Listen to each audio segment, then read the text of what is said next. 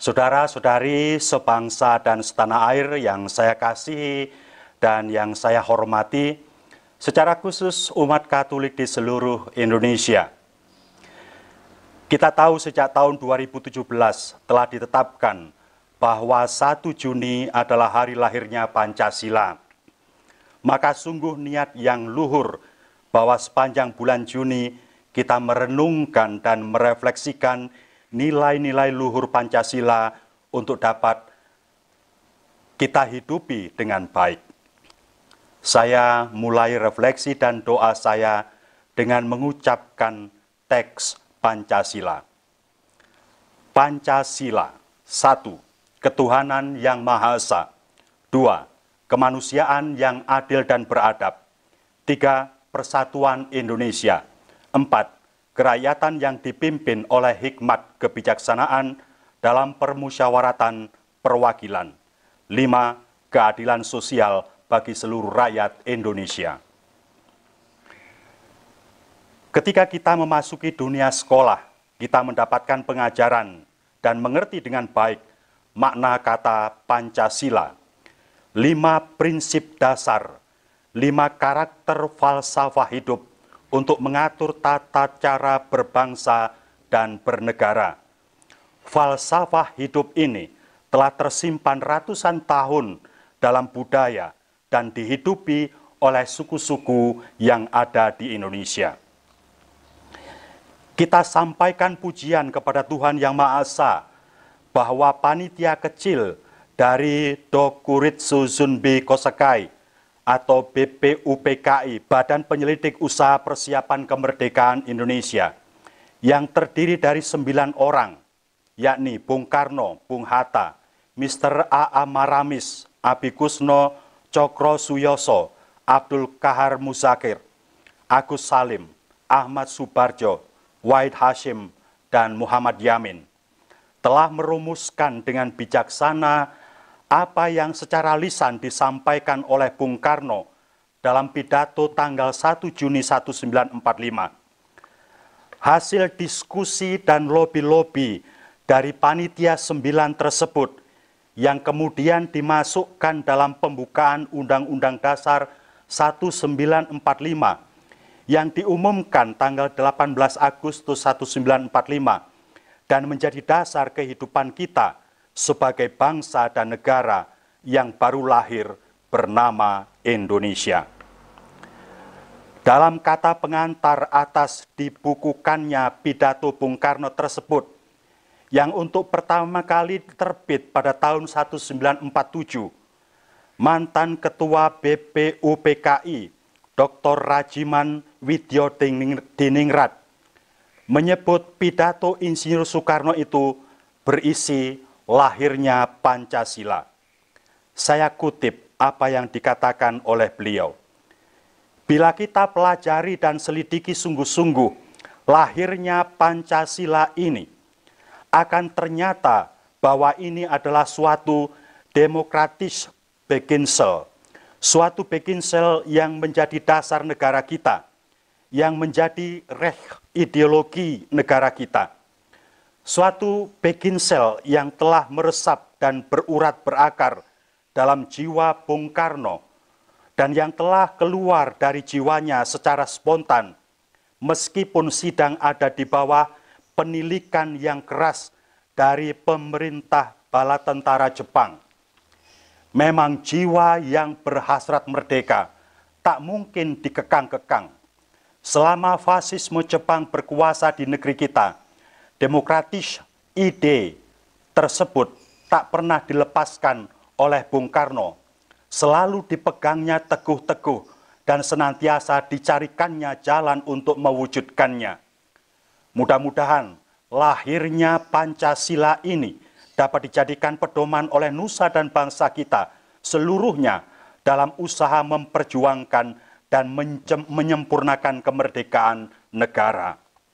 Saudara dan saudariku, falsafah hidup berbangsa dan bernegara tersebut bukan berdasarkan dan tidak menyebut ajaran atau nama agama tertentu, namun diyakini memuat intisari ajaran kebaikan semua agama dan kepercayaan, serta juga nilai-nilai luhur budaya berbagai suku yang ada di Indonesia. Karena itu Bung Karno mengatakan bahwa Pancasila digali dari bumi Indonesia. Saya pribadi meyakini bahwa mengingkari Pancasila bukan hanya berarti mengingkari niat luhur para pendiri bangsa ini, tetapi juga berarti mengingkari nilai-nilai luhur kebijaksanaan hidup nenek moyang berbagai suku yang ada di Indonesia, yang masing-masing merupakan buah dari kearifan lokal yang tumbuh melalui proses panjang ratusan tahun keberadaan hidup suku-suku bagian dari bangsa Indonesia tersebut. Dari kacamata iman Katolik, refleksi saya mengenai kelima sila dari Pancasila tersebut adalah sebagai berikut.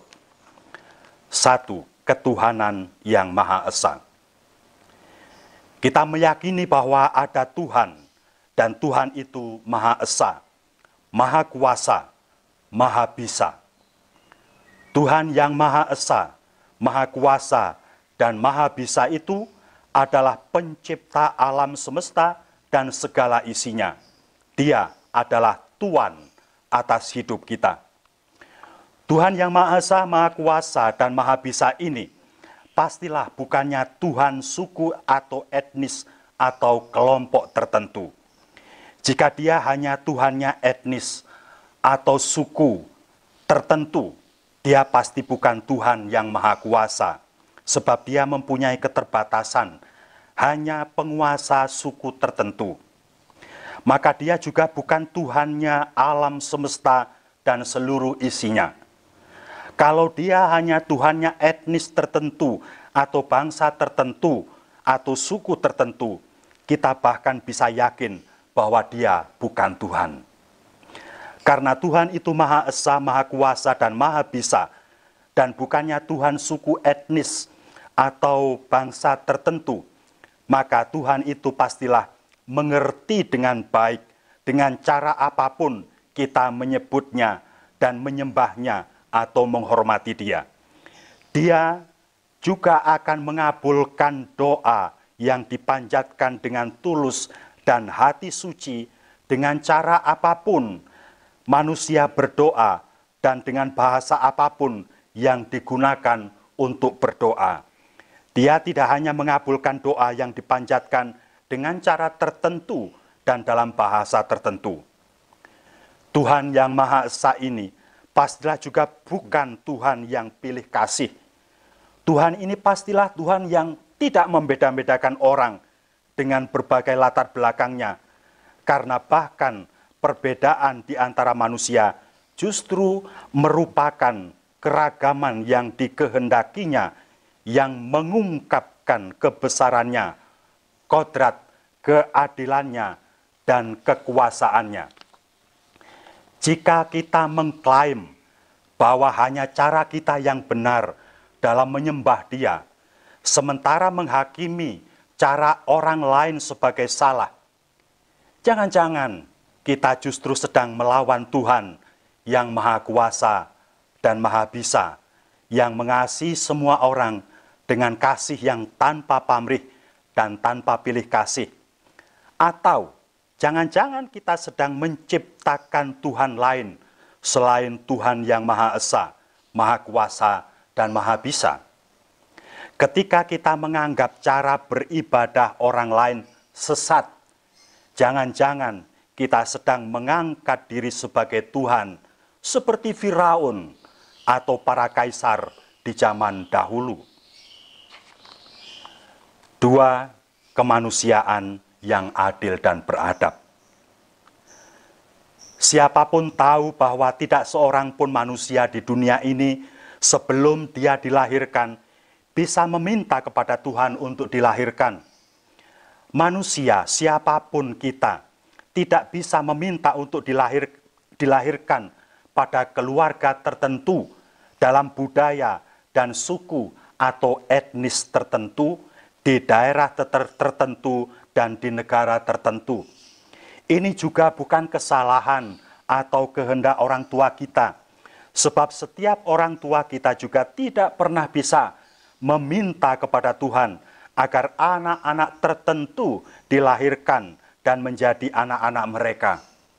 Para orang tua bisa berharap apapun, namun tahu-tahu yang lahir dalam keluarga dan menjadi anak-anak mereka adalah yang ada pada mereka itu. Kalau demikian, siapa yang menjadi penentu keberadaan setiap manusia? Siapa yang paling punya peranan dan rencana atas keberadaan kita? Atau kalau ini dianggap dalam tanda petik nasib, siapa yang harus dipersalahkan atau dimintai pertanggungjawabannya? Saya mengerti bahwa manusia terlahir hanya karena Tuhan menghendaki kita lahir di dunia ini. Tuhan memberikan anak-anak kepada keluarga tertentu, walaupun keluarga itu tidak pernah bisa meminta mereka menjadi anak-anak mereka. Dengan demikian juga jelas bahwa kesatuan orang tua dan anak-anak yang lahir dari mereka dalam keluarga mereka adalah rahmat dan berkat dari Tuhan, sekaligus panggilan setiap orang tua dan setiap manusia untuk ambil bagian dalam karya dan rencana Tuhan sendiri. Jika kita mempunyai pemikiran bahwa kehadiran manusia di dunia ini dianggap dalam tanda petik nasib buruk atau dalam tanda petik sebuah kesalahan, beranikah kita mempersalahkan Tuhan? Apakah kita yakin bahwa diri kita atau suku kita sungguh superior dibandingkan orang atau suku lain, sehingga kita berani merendahkan martabat orang lain atau suku lain, atau menyingkirkan orang lain dari suku kita, dari kelompok kita? Tidak takutkah kita menjadi orang yang terkutuk? Ada begitu banyak suku dan bangsa di dunia ini, maka kita memang berbeda-beda. Karena keberadaan kita bukan karena kehendak kita, maka perbedaan itu pasti dikehendaki oleh Tuhan sendiri. Dan saya meyakini bahwa Tuhan tidak membeda-bedakan perlakuannya terhadap manusia yang berbeda-beda ini. Bandingkan Kisah Para Rasul 10 ayat 34. Perbedaan yang ada di antara kita adalah wahyu Allah dalam mengungkapkan kekayaan kodratnya agar kita dapat bersyukur dan mengaguminya. Semua orang dengan latar belakang asal-usul dan budayanya dicintai oleh Tuhan dengan cinta yang sama besar, tanpa pamrih dan tanpa pilih kasih. Dalam diri Tuhan sama sekali tidak ada sikap diskriminatif. Karena itu hak atas hidup adalah hak paling dasar yang harus dihormati oleh setiap orang. Manusia, setiap pribadi dengan segala latar belakangnya, baik suku, agama, ras, dan budaya apapun, satu sama lain tidak boleh berlaku diskriminatif terhadap orang lain dan pihak lain. Kita manusia mempunyai hak atas dan tanggung jawab atau kewajiban untuk hidup adil dan beradab seperti adilnya Tuhan terhadap ciptaannya. 3. Persatuan Indonesia. Indonesia adalah bangsa dan negara yang besar. Kata besar itu mempunyai banyak arti yang sangat luhur dan membanggakan. Indonesia ini bangsa dan negara yang besar karena terdiri dari ribuan pulau, ratusan suku, bahasa, dan budaya. Tidak ada satu bangsa pun di dunia ini yang semajemuk bangsa dan negara Indonesia. Kebesaran bangsa Indonesia ini bahkan telah terjadi sejak berabad-abad sebelum secara resmi Indonesia lahir di tahun 1945. Nenek moyang kita telah dengan hati dan budi yang luhur mampu menerima semua yang datang ke Indonesia, entah itu bangsa, budaya, atau agama, dan dijadikan Indonesia tanpa dihalangi dengan kebencian dan penolakan.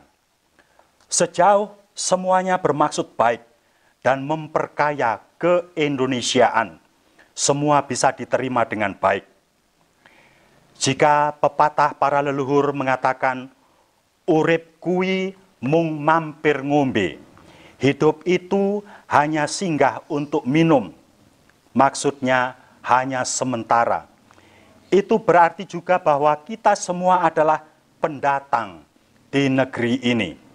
Tidak ada satu suku pun yang bisa mengklaim bahwa sukunya lah pemilik negara ini.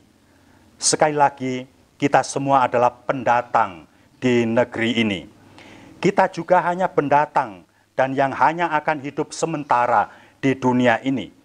Bahwa ada yang datang lebih dahulu dan ada yang datang kemudian, itu soal lain. Yang sangat mengagumkan dan luar biasa hebat juga adalah kesadaran para pendiri negara ini akan sejarah panjang nenek moyang kita. Para founding fathers dengan sangat cerdas dan bijaksana telah merumuskan keluhuran martabat diri, kekayaan, dan keragaman budaya dan bahasa menjadi pondasi negara dengan nama Pancasila. Kita harus mengakui bahwa rumusan Pancasila bukan hanya hasil kompromi para pendiri bangsa yang sangat bijaksana, yang meretas sekat-sekat diskriminatif dan sektarian, melainkan rahmat Tuhan yang sangat khusus yang tidak diberikan kepada bangsa lain dimanapun di dunia ini. Indonesia adalah bangsa dan negara yang luar biasa tanpa bandingan. Pancasila, pembukaan Undang-Undang Dasar 45, dan semboyan Bhinneka Tunggal Ika adalah mukjizat Tuhan, mimpi dan kehendak Tuhan sendiri melalui para founding fathers untuk bangsa besar ini.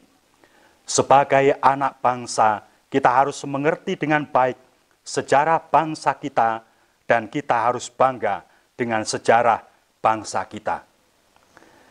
Kebanggaan dan syukur atas keberadaan kita itu harus kita wujudkan dengan menghidupi keberagaman ini dalam kerukunan dengan segala daya upaya yang membangun serta mengembangkan bangsa ini menjadi teladan kehidupan bagi bangsa-bangsa lain di dunia. Dalam negara dan bangsa yang luar biasa besar ini, Kita, anak-anak bangsa, harus menanamkan dalam hati kita sikap hidup bahwa kita bersaudara. Kita ini semartabat. Dalam satu keluarga bangsa yang bermartabat, kita harus berani mengakui dan memperlakukan siapapun anak bangsa di negeri ini sebagai bagian dari hidup kita. Kita semartabat, kita sederajat. Tidak boleh ada diskriminasi yang bersumberkan pada SARA yang dilakukan oleh anak-anak bangsa dari Sabang sampai Merauke, dari Miangas sampai Rote. Kita harus bisa bergandengan tangan, bahu-membahu, atau duduk bersama-sama dan berbicara bersama dari hati ke hati. Saling jujur, terbuka, tanpa a priori, saling mau mengerti dan menghormati perbedaan yang merupakan keniscayaan kehidupan bersama kita. Begitulah seharusnya Indonesia. 4. Kerakyatan yang dipimpin oleh hikmat kebijaksanaan dalam permusyawaratan perwakilan.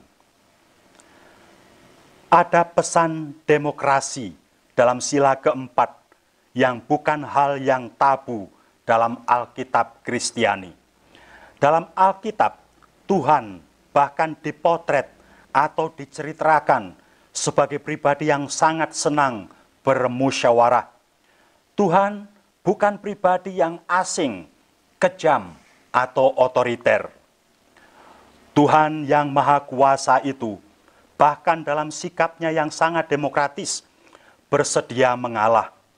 Beberapa contoh bisa disebutkan mengenai sikap yang demokratis dari Allah itu. Allah dalam kitab Kejadian 18 dikatakan ingin melenyapkan kota Sodom dan Gomora. Tetapi Abraham maju menghadap Tuhan melakukan tawar-menawar. Abraham bertengkar dengan Tuhan. Dia mengajak Tuhan berdebat.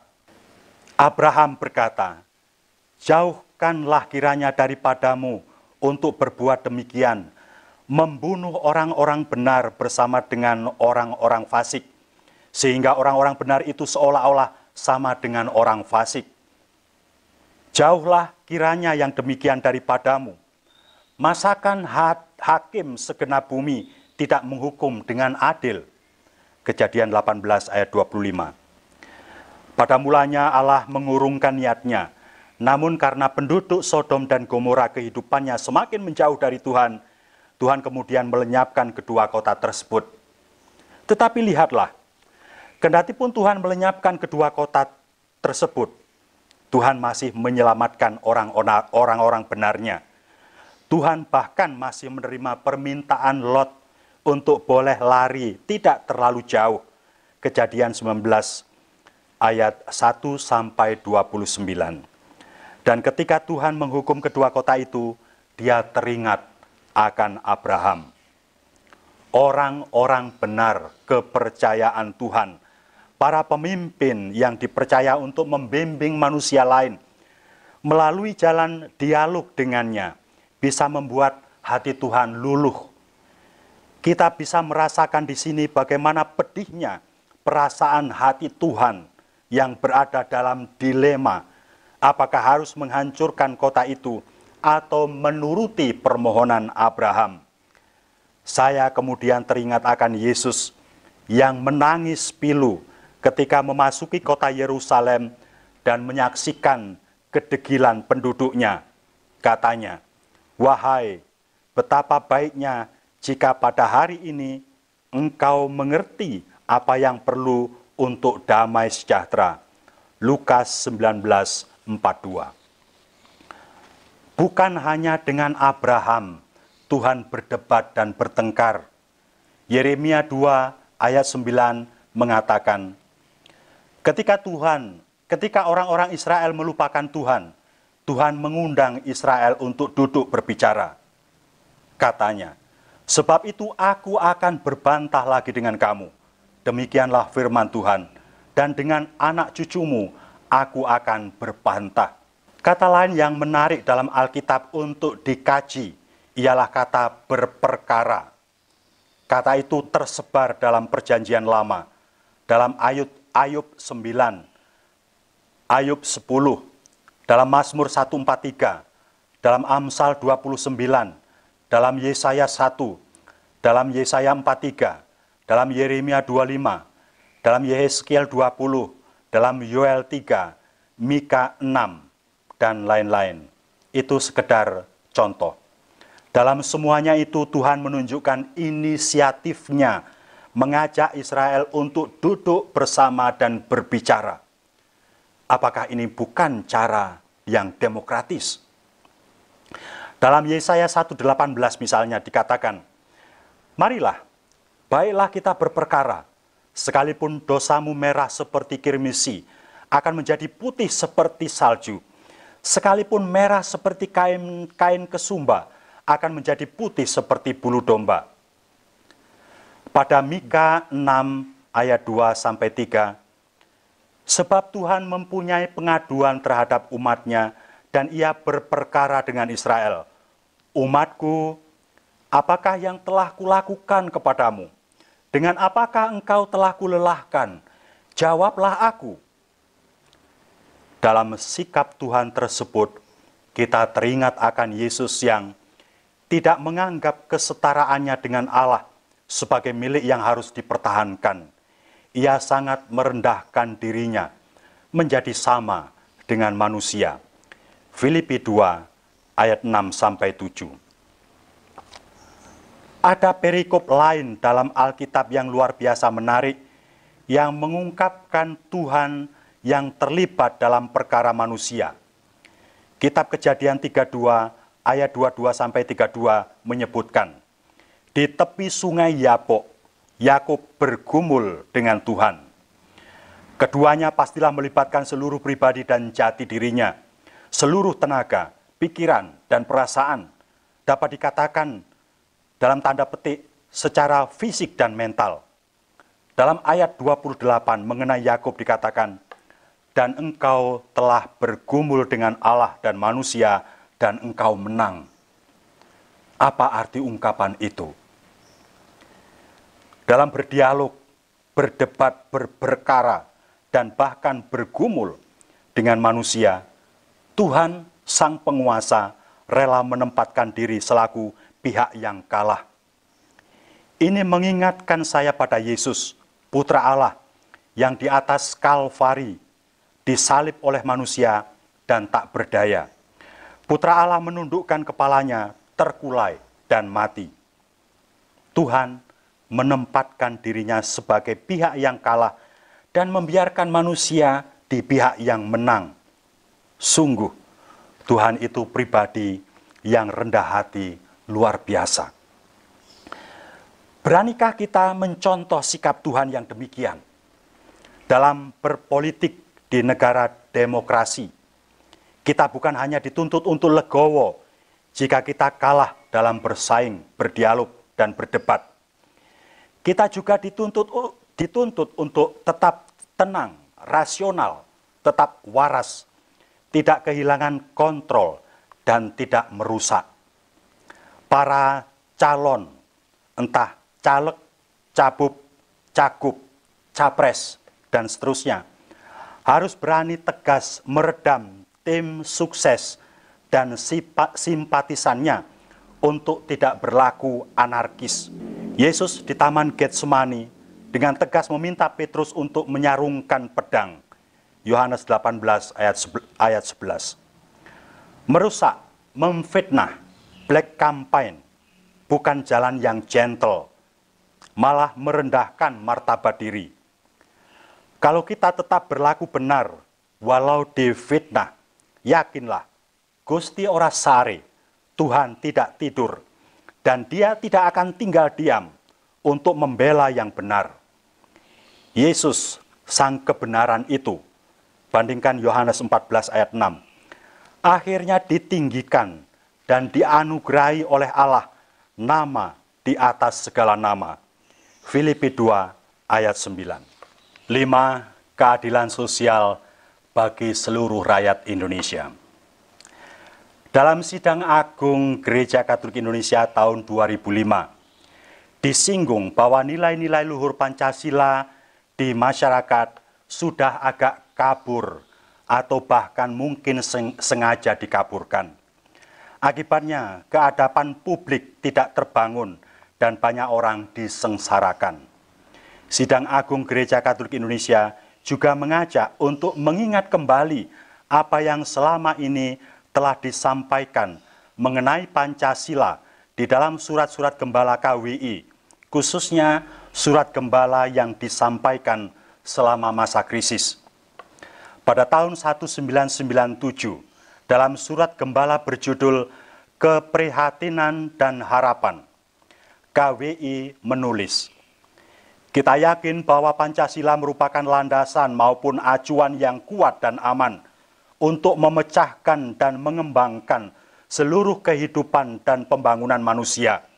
Maka Pancasila tidak boleh tinggal slogan, melainkan betul-betul diwujudkan dalam kenyataan kehidupan kita." Pada tahun 2001 dalam surat Gembala berjudul Tekun dan Bertahan dalam Pengharapan, Menata Moralitas Bangsa, KWI menyerukan, hanya atas dasar Pancasila, pluralitas etnik, budaya, religius, dan sosial masyarakat seluruh Nusantara bersepakat mau bersatu dalam satu negara. Demi persatuan dan kesatuan bangsa, komitmen bangsa Indonesia pada Pancasila sebagai falsafah dasar negara perlu senantiasa ditegaskan kembali. Mari kita hayati kembali Pancasila sebagai daya untuk melayani rakyat banyak menuju kesejahteraan yang merata. Mari kita bangkit dan Pancasila kita jadikan daya sosial, kekuatan untuk integrasi. Misalnya, integrasi antara mereka yang datang sebagai transmigran dan penduduk lokal. Mari kita jadikan Pancasila sebagai kekuatan untuk terbinanya soliditas sosial antara yang memiliki lebih dan mereka yang berkekurangan, antara mereka yang terpelajar dan mereka yang masih terbelakang. Dengan demikian, politik yang dikembangkan adalah untuk kesejahteraan bersama, sehingga secara nyata subur kembalilah persaudaraan dan solidaritas nasional kita. Sila kelima ini mengundang kita untuk hidup sehati seperasaan, seiring sejalan, dan senasib sepenanggungan dengan semua anak bangsa, apapun latar belakangnya. Hidup bukan untuk memupuk kepentingan diri atau kelompok, tetapi untuk bonum commune, kebaikan bersama. Maka marilah kita buang jauh-jauh sikap tamak, mentalitas nepotis, kolusif, dan koruptif. Dengan nawacita, Presiden telah berusaha membangun Indonesia dari pinggiran. Kita berharap keadilan sosial sungguh dapat segera dinikmati oleh seluruh anak bangsa di seluruh wilayah Indonesia. Saudara-saudariku terkasih, dalam Pancasila, kita Bhinneka, kita Indonesia.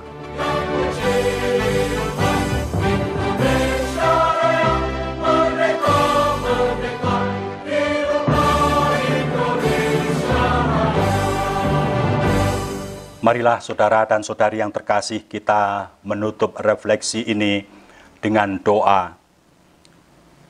Dalam nama Bapa dan Putra dan Roh Kudus. Amin. Ya Tuhan Allah yang Maha Esa dan Maha Kuasa, Engkau adalah pencipta alam semesta dan segala isinya. Engkau adalah asal dan tujuan hidup kami manusia. Kami puji Engkau ya Tuhan karena kebaikan-Mu. Kami telah Kau lahirkan untuk menjadi anak bangsa negeri ini. Engkau telah memberi kami tanah air yang indah dan kaya raya, kaya akan sumber daya alam, kaya akan suku bangsa dan budaya. Kami Kau satukan menjadi Indonesia, sebuah negara dan bangsa yang tiada duanya di dunia. Tuhan, kami bersyukur kepadamu atas para leluhur kami, para bapa pendiri negara dan bangsa ini, yang dengan segala daya kekuatan dan kebijaksanaan mereka telah menemukan kehendak-Mu yang Kau simpan di dalam keberagaman kami dan yang kini kami warisi sebagai Pancasila. Kami bangga akan kebinekaan kami. Kami ingin tetap setia kepada Engkau Pencipta dan Tuhan. Kami ingin maju bersama mewujudkan mimpi dan harapan-Mu sendiri terhadap kami, penduduknya, dan negeri indah yang kami diami ini, untuk menjunjung nilai-nilai luhur kemanusiaan dan warisan keharmonisan. Maka berkatilah dan restuilah kami selalu ya Tuhan, untuk dapat membangun bersama negara dan bangsa ini, menjadi negara maju dengan bangsa yang beradab manusiawi, sejahtera lahir dan batin, merdeka dalam cipta karya, karsa, dan budaya. Jauhkanlah bencana alam dari bangsa dan negara kami. Jagalah agar negara kami tetap utuh dan bangsa kami tetap bersatu. Jagalah kami agar jangan sampai terpecah belah oleh egoisme sektarian. Bantulah kami untuk dapat membangun Indonesia sebagai bangsa dan negara yang jaya, yang menghidupi dengan penuh gairah Pancasila sebagai dasar negara. Jadikan kami bangsa dan negara yang memandang luhur nilai keragaman. Jadikan kami selalu mampu berlaku bijaksana seperti para leluhur kami. Jadikan kami mampu melangkah bersama menuju masyarakat adil dan makmur, sejahtera lahir dan batin, bersama sesama kami semua anak bangsa negara ini. Semoga akhirnya kami dapat menjadi kiblat martabat bangsa-bangsa dunia, karena pilihan hidup tak mengenal lelah, menjunjung tinggi persaudaraan sejati. Terpujilah nama-Mu ya Tuhan, yang telah berbuat demikian baik terhadap kami. Terpujilah nama-Mu ya Tuhan, sekarang dan selama-lamanya. Amin. Semoga bangsa Indonesia dan tanah air kita tercinta diberkati oleh Allah yang Maha Kuasa, Bapa dan Putra dan Roh Kudus. Amin.